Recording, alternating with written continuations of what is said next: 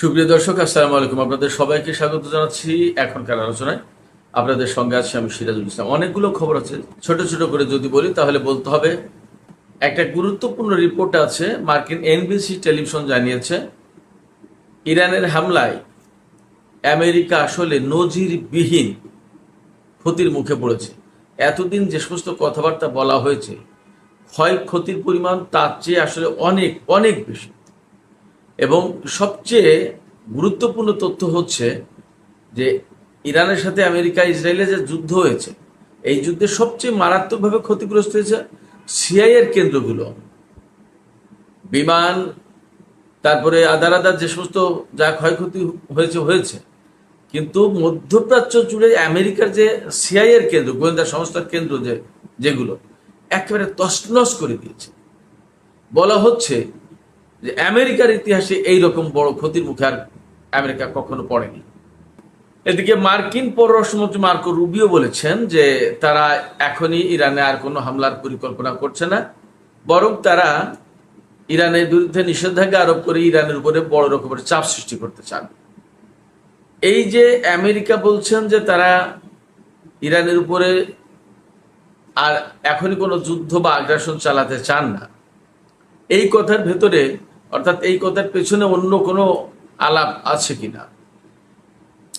কিন্তু ইরান বলেছে যে আমরা আমেরিকার জন্য অপেক্ষা করব না, বা করছি বা কেন, আমরা আগে ভাগেই কেন মার্কিন অবস্থানে হামলা চালাচ্ছি না বা চালাবো না। তার মানে হচ্ছে যে ইরান সম্ভবত ভিন্ন কোনো পরিকল্পনা নিয়ে এগোচ্ছে। এপাশে মার্কো রুবিও বা মার্কিন প্রেসিডেন্ট ডোনাল্ড ট্রাম্প বা মার্কিন অর্থমন্ত্রী স্কট বেসেন্ট তারা যতই বলুক যে আমেরিকার পক্ষ থেকে নতুন করে যে প্রলয়ঙ্কারী নিষেধাজ্ঞা আরোপ করা হয়েছে তাতে ইরান একেবারে শেষ হয়ে যাবে, ব্যাপারটা কিন্তু সেরকম কোনো ইঙ্গিত পাওয়া যাচ্ছে না। কারণ এরই মধ্যে চীন পরিষ্কার করে বলেছে তারা এই নিষেধাজ্ঞাকে মেনে নেবে না, মানবে না, কারণ এটা একতরফা নিষেধাজ্ঞা আমেরিকার পক্ষ থেকে।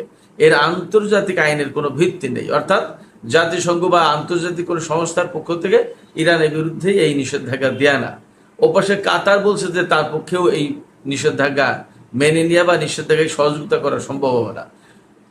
ইরানের সাথে মোট 15টা বা 16টা দেশের সমুদ্র পথে যোগাযোগ অথবা ভূমি পথে যোগাযোগ, অর্থাৎ ল্যান্ড বর্ডার অথবা সি বর্ডার, ইরানের আশপাশের যে সমস্ত দেশ, তার ভিতরে 8টি দেশ ইরানের এই নিষেধাজ্ঞায় সহযোগিতা করবেন, অর্থাৎ আমেরিকার পক্ষে যাচ্ছে না তারা।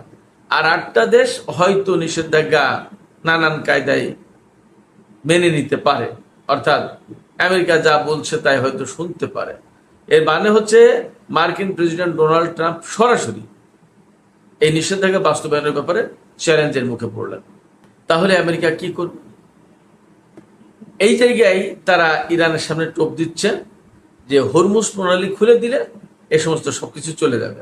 অন্যদিকে হরমুজ প্রণালী নিয়ে ইরানের সর্বশেষ যে অবস্থান সেটি হচ্ছে হরমুজ শুধুমাত্র তখনই খোলা হবে যখন মধ্যপ্রাচ্যের সমস্ত যুদ্ধ বন্ধ হবে, মার্কিন নৌ ব্লকেট যেটা আছে সেটা তুলে নেওয়া হবে, এবং ইয়েমেনের যে সমস্যা, এই সমস্যার একটা সমাধান করা হবে।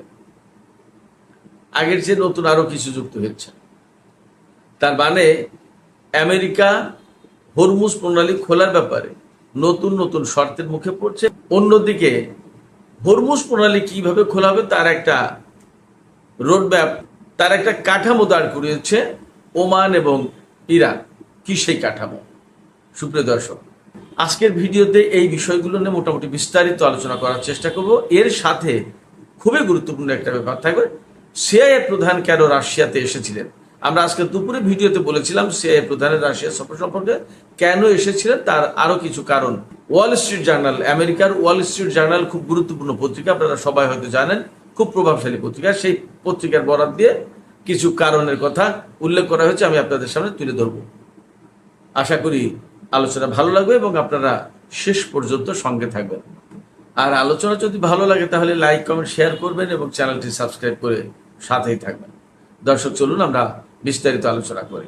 প্রথমেই যে আলোচনা করতে চাই সেটি হচ্ছে যে মার্কিন এনবিসি টেলিভিশন, খুব গুরুত্বপূর্ণ একটা নামকরা টেলিভিশন, এই এনবিসি টেলিভিশনের পক্ষ থেকে একটা রিপোর্ট করা হয়েছে। সেই রিপোর্টে বলা হয়েছে যে ইরান, ইসরায়েল এবং আমেরিকার মধ্যে গত 6 মাস ধরে যে যুদ্ধটা চললো কম বেশি করে, একটানা 40 দিন, তারপরে তো মাঝে মাঝে যুদ্ধ হলো, সেই যুদ্ধে আমেরিকা ইতিহাসের নজিরবিহীন ক্ষতির মুখে পড়েছে। খেয়াল করুন, শত শত কোটি ডলার ব্যয় করেও এইগুলো ঠিকঠাক করা, পুনর্নির্মাণ করা, রিবিল্ড করা সম্ভব হবে না। এর ভিতরে সবচেয়ে বেশি ক্ষতিগ্রস্ত হয়েছে, আমি আগেই বলেছি, যে মধ্যপ্রাচ্য জুড়ে বিভিন্ন জায়গায় সিআইএর বিভিন্ন দপ্তর ছিল, কেন্দ্র ছিল, সেন্টার ছিল। এই সমস্ত সেন্টার, এই সমস্ত কেন্দ্র মারাত্মকভাবে ক্ষতিগ্রস্ত হয়েছে। খুবই দামি দামি হাইফাই, অত্যাধুনিক এবং সুরক্ষিত শক্তিশালী বিল্ডিং ছিল এ সমস্ত, বাট ইরানের ক্ষেপণাস্ত্র এবং ড্রোন হামলা এগুলো সব চুরমার হয়ে গেছে। অনেক কিছু আর পুনর্নির্মাণ করা যাবে না, আর অনেক কিছু পুনর্নির্মাণ করতে হয়তো পারবে আমেরিকা, বাট তার জন্য প্রচুর কাঠখড়ি পোড়াতে হবে, বহু অর্থ খরচ হবে এবং বহু সময় সাপেক্ষ ব্যাপার। এই ক্ষয়ক্ষতির ভেতরে যেমন আছে আমেরিকার বিভিন্ন রকমের গোয়েন্দা এবং নজরদারি বিমান, তেমনি যুদ্ধ বিমান, তেমনি রিফুয়েলিং ট্যাঙ্কার বিমান, তেমনি পরিবহন বিমান, তেমনি রয়েছে হেলিকপ্টার। আর ইরানের আকাশে মার্কিন বা ইসরায়েলি ড্রোন গেলেই তো সেটাকে খেয়ে ফেলেছে, বহু সংখ্যক ড্রোন। এর পাশাপাশি বাহরাইনে যে ৫ম নৌবহরের ঘাঁটি ছিল, সেই ঘাঁটিতে ক্ষয়ক্ষতির মাত্রাটা কি, এটা আসলে কখনোই আমেরিকা এগুলো প্রকাশ করবে না। কাতারের যে আল উদেইদ বিমান ঘাঁটিতে আমেরিকার সেন্টকমের যে সদর দপ্তর ছিল, সেটাই বা সরিয়ে জর্ডানে নিল, তারপরে সেখান থেকে এখন ডিয়েগো গার্সিয়া দ্বীপে নিয়ে গেছে। কোন অবস্থার ক্ষয়ক্ষতির মুখে পড়লে এগুলো করতে বাধ্য হয়? এবং ইন্টারেস্টিংলি বিষয়টা খেয়াল করুন যে এইগুলো ইরানি হামলায় ক্ষয়ক্ষতি হচ্ছে, এগুলো ঠেকাতে পারেনি আমেরিকা। আপনারা ভাবুন, ইসরায়েল এবং আমেরিকা, আমি সবসময় বলি, ইসরায়েল এবং আমেরিকা দুইজন মিলে ইরানের বিরুদ্ধে যুদ্ধ করতে নেমে যখন এইরকম ক্ষয়ক্ষতির মুখে পড়েছে, তাহলে তাদের নিরাপত্তা ব্যবস্থা আসলে ইরানের সামনে কতটা ঠুনকো। অনেকে অনেক রকম কথা বলে। এই কয়েকদিন আগেও আমাকে বলো, ভাই আপনি তো ফেসবুক দেখে কথা বলেন, আপনার এখানে তথ্য নেই, বাস্তবতার সাথে মিল নেই, এটা নেই সেটা নেই, বহু কথা। কিন্তু আপনারাই বলুন যে আমেরিকা যদি এইরকম অবস্থায় থাকতো, তাহলে কি তারা যুদ্ধ বন্ধ করতো? তারা হরমুজ খোলার জন্য এত এত তেলাতেলি করতো, এত পাকিস্তানের সেনাপ্রধানকে, পাকিস্তানের মন্ত্রীদেরকে এত অনুরোধ করতো, বারবার ইরানের কাছে যেতে বলতো যে তোমরা যাও, একটু আলাপ করো, হরমুজ খুলে দেওয়ার ব্যবস্থা করো। সব তো চোরবার করে দেওয়ার কথা। হরমুজ প্রণালীতে ইরান ঠেকিয়ে রেখেছে, তাদের ইরানকে চোরবার করে দেওয়ার কথা না। যারা বাস্তবতা জানে না তারা এই সমস্ত বাহুল্য কথা বলে। যাই হোক, আমি সেগুলোতে কিছু মনে করি না। তা আমি যেটা বলতে চাইছি সেটা হচ্ছে যে ইরানের হামলায় যে নজিরবিহীন ক্ষয়ক্ষতি, এই ক্ষয়ক্ষতিকে আসলে লুকাতে পারছে না আমেরিকা, এবং এটা প্রকাশও করতে পারছে না। আমি একটা কথা বলি, মার্কিন প্রেসিডেন্ট ডোনাল্ড ট্রাম্পের ভাগ্য ভালো যে সে আমেরিকার প্রেসিডেন্ট। সেই দেশের লোকজন এই সমস্ত কোথায় কি হলো না কেয়ার করে না। তাদের খাবার দাবার, তাদের মৌজ মাস্তি ফুর্তি, এগুলো সব ঠিকঠাক আছে কিনা, তারা তাদের জনজীবনে ভালো আছে কিনা এটাই দেখে। তাও তো ভালো নেই, ঝামেলায় পড়ে যাচ্ছে। কিন্তু তারা যদি বাংলাদেশ, ভারত, পাকিস্তান এই রকম কোনো দেশের নাগরিক হতো, তাহলে ডোনাল্ড ট্রাম্পের এতদিন খবর ছিল, বিক্ষোভ মিছিলে অবস্থা খারাপ করে ফেলতো, এতদিন হয়তো তার পদত্যাগই করা লাগতো। যে ক্ষয়ক্ষতির মুখে পড়েছে আমেরিকার সামরিক বাহিনী মধ্যপ্রাচ্যে, এটা কোনো আবেগতাড়িত কথা না, বাস্তবতা। সহজ হিসাবটা করুন না কেন, এক ইসরায়েলের সাথে যেখানে আরব বিশ্ব পুরোটা লড়াই করতে পারে না কয়েকদিনের ভিতরে, কাঁদ ইসরায়েলের চোখের চোখ রেখে সবাই মিলে কথা বলার কোনো সাহস নেই। আর সেখানে ইসরায়েল এবং আমেরিকা দুটোর বিরুদ্ধে একসাথে যুদ্ধ করেছে ইরান, এটা খুব সাধারণ করে ব্যাপার না। এবং এখন কি হুমকি দিচ্ছে যে আমরা আমেরিকার হামলার জন্য অপেক্ষা করছি কেন, আমরা যে কোনো মুহূর্তে আমরা হয়তো প্রিএমটিভ, অর্থাৎ আগে ভাগে হামলা চালিয়ে দিতে পারি। হরমুজ খুলতে পারছে না, হরমুজ খোলার শর্ত দিয়েছে। যে হরমুজ খোলার একমাত্র শর্ত হচ্ছে এখন মধ্যপ্রাচ্যের সব জায়গায় যুদ্ধ বন্ধ করতে হবে, তারপরে মার্কিন অবরোধ তুলে নিতে হবে, ইয়েমেনের সংকটের সমাধান করতে হবে। ব্যাস, ভাবেন একবার। তাহলে হরমুজ খোলা কি সহজ হচ্ছে আমেরিকার জন্য? সমস্ত সবকিছু বাদ দিয়ে, যুদ্ধ বাদ দিয়ে এখন আমেরিকা ইরানের বিরুদ্ধে নিষেধাজ্ঞা দিয়ে কাবু করতে চাচ্ছে। আরো এতদিন তো সেই নিষেধাজ্ঞায় ছিল, তা দিয়ে এখন পারছে না, যুদ্ধ করলো, যুদ্ধ দিয়ে পারছে না, এখন আবার নতুন করে নিষেধাজ্ঞা কি করবে? এখন বিশ্বের অনেকগুলো দেশ মানবেই না, আমেরিকার নিষেধাজ্ঞা মানবেই না। এবং এখন মার্কিন গণমাধ্যম, মার্কিন বিশ্লেষকরা বলছে যে আমেরিকা মারাত্মক চ্যালেঞ্জের মুখে পড়লো। এতদিন সামরিক চ্যালেঞ্জের মুখে ছিল, এবার এই নতুন নিষেধাজ্ঞা বাস্তবায়নের ব্যাপারে আমেরিকা ইরানের সামনে চ্যালেঞ্জের মুখে পড়লো। এবং yes, that is right, absolutely correct.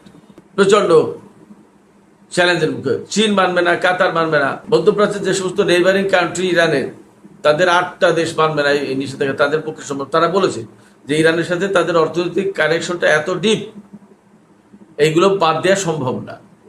যেমন ইরাক কোনো মতে ইরানের থেকে গ্যাস না নিয়ে পারবে না।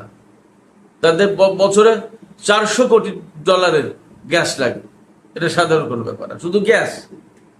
তো এইরকম অনেক কিছু আমেরিকার কারণে কেন সবাই ক্ষতিগ্রস্ত হবে। এবং ফ্যাক্ট হচ্ছে কি, আমেরিকার এখন আর সেই সামরিক শক্তি প্রভাব প্রতিপত্তি কিচ্ছু নেই। এই মধ্যপ্রাচ্যের যে সমস্ত দেশ যারা আমেরিকার নিরাপত্তার উপর ভরসা করত, সেই সমস্ত দেশ দেখেছে যে তার ক্ষমতা, ফলে তারা আমেরিকার উপর আর ডিপেন্ড করছেন এবং তারা আমেরিকার রক্ত চক্ষুকে আর ভয়ও পাচ্ছে না। তারা বলছে যে তুমি কি, তা আমরা বুঝে গেছি, অত চোখ রাঙায় লাভ নেই। এইরকম একটা প্রেক্ষাপটে ইরানের সামরিক বাহিনী তাদের সামরিক সক্ষমতাকে এখন নতুন করে ঢেলে সাজাচ্ছে। কয়েকদিন আগে তো তারা ডিফেন্সিভ ডক্ট্রিন থেকে অফেন্সিভ ডক্ট্রিনে গেল।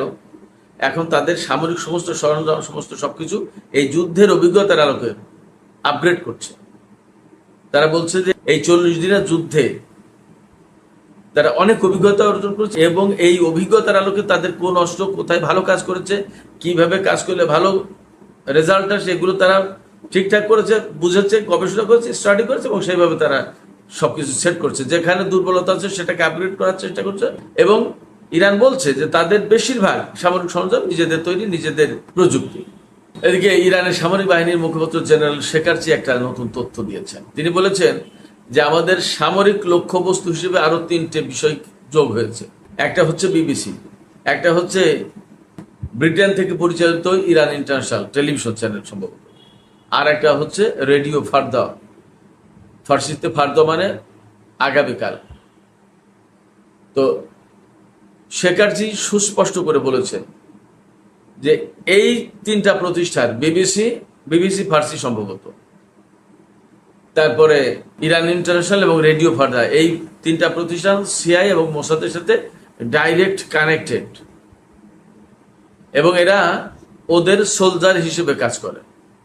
তা ওদের সোলজার হিসেবে যখন কাজ করে, তো ওদের সোলজারই তো আমাদের টার্গেটেড। ফলে এই 3টা প্রতিষ্ঠান ওদের সোলজার হিসেবে কাজ করে, এরা আমাদের সামরিক লক্ষ্যবস্তুর তালিকা আছে, এরা আমাদের লক্ষ্যবস্তু। আমি শিরোনামের সময় আর একটা গুরুত্বপূর্ণ খবরের কথা বলেছিলাম যে সিআইএ প্রধান রাশিয়াতে কেন আসলেন। 2টো কারণ এখনো গুরুত্ব দিয়ে বলা হচ্ছে, তবে তার ভিতরে রাশিয়া ইউক্রেন বিষয়টাই সবচেয়ে বেশি গুরুত্বপূর্ণ। সেটা হচ্ছে গত 18 তারিখ, এই 18ই আগস্ট, আজকে তো 26 আগস্ট যাচ্ছে, 18ই আগস্ট নেটোভুক্ত বেশ কয়েকটি দেশ রাশিয়ার কালিনিনগ্রাদ এই অঞ্চলটাকে একদম ঘেরাও করে ফেলে মহড়া চালিয়েছে। এর জবাব দিতে, এবং রাশিয়া দেখছে যে তারা কালিনিনগ্রাদ ঘেরাও করে যখন মহড়া চালিয়েছে, তার মানে তারা হয়তো রাশিয়ার উপরে হামলার পরিকল্পনা করছে। যে মহড়া মানে কি, এইটা কি, এইভাবে করলে কি রকম হয়, তার ফলাফল কি হয়, সম্ভাব্য পরিণতি কি, এই সমস্তই তো মহড়া দেওয়া, রিহার্সেল। তো ফাইনাল স্টেজে নামার আগে রিহার্সেল দেওয়া নেয় না, সেইটা তো রাশিয়া এই জায়গায় ভাবছে যে নেটো জোট যখন এই কাজ করেছে, তখন আমিও নেটো জোটের বিরুদ্ধে একটা হামলা চালিয়ে দেখি কি দাঁড়ায়। এটা ওয়াল স্ট্রিট জার্নালের রিপোর্টে বলা হচ্ছে যে রাশিয়া হয়তো ওই কালিনিনগ্রাদ এলাকার কিছু নেটোভুক্ত দেশের বিরুদ্ধে হয়তো অভিযান চালাতে পারে। এবং বলা হচ্ছে রাশিয়া নাকি 5 লাখ সেনা, এর সাথে যে যে ধরনের অস্ত্র, সামরিক সরঞ্জাম যা যা কিছু লাগে তার সমস্ত সবকিছু নিয়ে প্রস্তুত হচ্ছে। এই তথ্য সিআইএ এর কাছে গেছে এবং সিআইএ প্রধান জন র্যাডক্লিফ রাশিয়া সফর করেছেন। তিনি পুতিনের সাথে বৈঠক করেননি, রাশিয়ার গোয়েন্দা সংস্থার লোকজনের সাথে বৈঠক করে চলে গেছেন। তিনি এসেছিলেন C-17 বিমানে। তিনি মূলত বার্তা দিয়ে গেছেন রাশিয়াকে যে রাশিয়া যেন এই কাজ না করে। আমি ব্যক্তিগতভাবে মনে করছি এই মুহূর্তে আমেরিকার সবচেয়ে দুর্বলতম অবস্থায় আছে দ্বিতীয় বিশ্বযুদ্ধের পরে সম্ভবত। এই সময় যদি রাশিয়া নেটোর বিরুদ্ধে যুদ্ধ করে তাহলে ইরানের বিরুদ্ধে যুদ্ধ করা বা ইরানের বিরুদ্ধে অবস্থান রাখা আমেরিকার পক্ষে সম্ভব হবে না। রাশিয়া নেটো কয়েকটা দেশের বিরুদ্ধে হামলা চালিয়ে তারা দেখতে চায় যে নেটো জোট আসলে কতটা এই মুহূর্তে ঐক্যবদ্ধ আছে, নাকি ইরানকে কেন্দ্র করে আমেরিকার সাথে তাদের যে দ্বন্দ্ব হয়েছে সেই দ্বন্দ্বের কারণে এরা ছিন্ন বিচ্ছিন্ন বিভক্ত হয়ে গেছে। এটা হয়তো বুঝতে চায় রাশিয়া, সেই জন্য হামলা চালাতে চায় বা এরকম প্ল্যান পরিকল্পনা করছে। এই খবর পেয়ে সিআইএ প্রধান রাশিয়া সফর করে এই বিষয়টা থেকে বিরত থাকার জন্য তিনি সতর্ক বার্তা দিয়েছেন, অনুরোধ করেছেন। যাই হোক, এখন রাশিয়া যদি এই সময় এই কাজটা করেই বসে তাহলেই খেলা জমবে। তখন আমেরিকাকে মধ্যপ্রাচ্য থেকে এবং পূর্ব এশিয়া থেকে তাদের ফোর্স টেনে এনে রাশিয়ার বিরুদ্ধে যুদ্ধ করতে হবে যদি নেটোভুক্ত দেশগুলোকে বাঁচাতে চায় বা নেটো জোটকে বাঁচাতে চায়। যদি এই মুহূর্তে আমেরিকা রাশিয়ার বিরুদ্ধে নেটো জোটভুক্ত দেশগুলোর পক্ষে যদি যুদ্ধ শুরু না করে তাহলে নেটো জোট একদম চিরদিনের জন্য ভেঙে যাবে। এবং নেটো জোট যদি ভেঙে যায় তাহলে সেটাই হবে ভ্লাদিমির পুতিনের একটা গুরুত্বপূর্ণ অর্জন। কারণ ইউক্রেনের সাথে যে যুদ্ধ শুরু হয়েছিল তাতে মূল বক্তব্য ছিল রাশিয়ার প্রেসিডেন্ট ভ্লাদিমির পুতিনের যে ইউক্রেনকে নেটো জোটভুক্ত করে একেবারে রাশিয়ার দরজার সামনে নেটো জোটের সেনা মোতায়েন করার ব্যবস্থা করা হচ্ছে। এটা তো ঠিক হচ্ছে না। এখন যদি আমরা আমেরিকার বা নেটো জোটভুক্ত কোনো দেশের একদম দরজার সামনে সেনা মোতায়েন করি, তারা কি মেনে নেবে? তাই যদি না মানে তাহলে তারা নেটো জোটের সেনা এনে আমাদের দরজার সামনে মোতায়েন করবে, আমরা তা মেনে নেব কেন? এটা অস্বস্তিকর, অসম্মানজনক। এটা নিয়ে চুক্তি অনেক কিছু হয়েছিল কিন্তু সেগুলো মানেনি। তারপরে একটা পর্যায়ে কিন্তু পুতিন হামলা শুরু করে দেয়। তাহলে কি দাঁড়ালো? ইউক্রেন নেটো জোটে যুক্ত হোক এটা পুতিন চায়নি বলেই তো এই যুদ্ধটা অ্যাকচুয়ালি। এখন যদি সেই নেটো জোটকেই ভেঙে দিতে পারে পুতিন তাহলে তো সেটা তার গ্রেট অ্যাচিভমেন্ট, বিশাল বড় সাকসেস। এই চেষ্টাটাই হয়তো করছে বা করবে। দেখা যাক আসলে পরিস্থিতি কোথায় যায়। তো সুপ্রিয় দর্শক, আর একটা খবর দিয়ে আমি আলোচনা শেষ করতে চাই। সেটি হচ্ছে সৌদি আরবকে কিছুদিন আগে মনে আছে আপনাদের, ডোনাল্ড ট্রাম্প পরমাণু কর্মসূচি পরিচালনা করার সুযোগ সুবিধা দিতে চেয়েছিল আমেরিকার সাথে সৌদি আরবের একটা চুক্তি হবে। তাতে বলা হয়েছিল কি যে ইসরায়েলকে স্বীকৃতি দেওয়ার দাবি থাকবে না, কোনো ইনস্পেকশন থাকবে না, নজরদারি থাকবে না, ফ্রি হ্যান্ডে সৌদি আরব এই পরমাণু কর্মসূচি পরিচালনা করতে পারবে। তার 3-4 দিন পরে খবর হলো কি যে ইসরায়েলকে স্বীকৃতি দেওয়ার শর্ত থাকবে এখানে। এবং এই ঘটনায় কিন্তু সৌদি যুবরাজ খুবই অসন্তুষ্ট হয়েছিল যে এই শর্ত ছিল না, এখন এগুলো কি বলে। এখন মার্কিন কংগ্রেসে এই চুক্তি পাঠানো হয়েছে এবং তাতে বলা হয়েছে সৌদি আরব ইসরায়েলকে স্বীকৃতি দেবে এই শর্তে পরমাণু চুক্তি করা হবে আমেরিকার পক্ষ থেকে সৌদি আরবের সাথে। তার মানে আমেরিকার বা ডোনাল্ড ট্রাম্প প্রশাসনের একটা বড় এজেন্ডা যে ইসরায়েলকে সবাইকে স্বীকৃতি দিতে হবে, তার কাছ থেকে নিরাপত্তা, তার কাছ থেকে সুবিধা ইত্যাদি ইত্যাদি যে যা নিতে চাই নিতে পারবে, শুধুমাত্র ইসরায়েলকে স্বীকৃতি দিতে হবে। এখন সৌদি আরবের সামনে বিশাল বিরাট বড় প্রশ্ন, তারা ইসরায়েলকে স্বীকৃতি দেওয়ার বিনিময়ে আমেরিকার কাছ থেকে পরমাণু কর্মসূচি গ্রহণ করবে নাকি করবে না। সুপ্রিয় দর্শক, আজকের আলোচনা এখানে শেষ করতে চাইছি। আলোচনা শেষের আগে আপনাদের কাছে প্রশ্ন, আপনাদের মতামত জানতে চাই যে আসলে এই যে মধ্যপ্রাচ্যে এতদিন ধরে একটা অচল অবস্থা, যুদ্ধ বিগ্রহ এত কিছু হলো, আপনাদেরকে কি মনে হয় যে এখানে আসলে আমেরিকা আপার হ্যান্ডে ভালো অবস্থানে আছে এবং ইরান দুর্বল অবস্থানে, এবং ইরান সময়ের ব্যবধানে পরাজিত হতে বাধ্য হবে, এরকম কোনো লক্ষণ সিমটম কি আপনাদের কাছে মনে হয় ধরা পড়ে? নাকি আপনাদের কাছে মনে হয় যে আসলেই এই যে এনবিসি নিউজে যে রিপোর্ট করা হয়েছে যে প্রচন্ড রকমের নজিরবিহীন ক্ষয়ক্ষতির মুখে পড়েছে আমেরিকা, এটাই সত্য। আপনাদের মতামত জানিয়ে কমেন্টে লিখতে পারেন, আর ভিডিও ভালো লাগলে লাইক কমেন্ট শেয়ার করবেন এবং চ্যানেলটি সাবস্ক্রাইব করে দর্শক সাথেই থাকবেন। আপনাদের সবাইকে অনেক অনেক ধন্যবাদ। আল্লাহ হাফেজ।